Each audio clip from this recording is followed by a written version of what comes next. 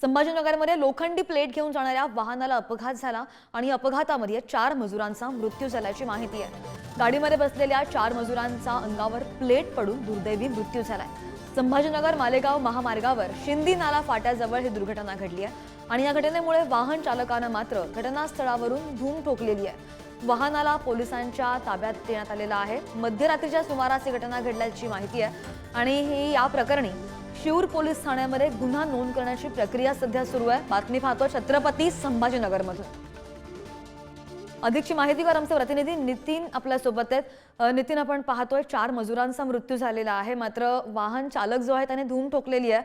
त्याचा पत्ता लागलेला आहे का? पोलिसांकडून गुन्हा नोंदवण्याचं सध्या काम सुरू आहे अशी माहिती मिळते आहे।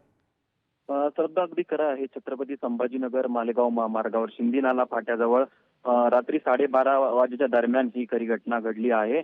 आणि एका कंटेनरमध्ये ज्या लोखंडी प्लेट असतात ते प्लेट घेऊन जाताना काही मजुरांनी या वाहन चालकाला हात दिला आणि हे सर्व परप्रांतीय मजुरांना आपल्या गावी जाण्यासाठी, अर्थात ते त्या ट्रकमध्ये बसले होते। त्या ट्रकमध्ये त्यांच्या दुचाकी आणि हे 4 मजूर पाठीमागे बसलेले होते।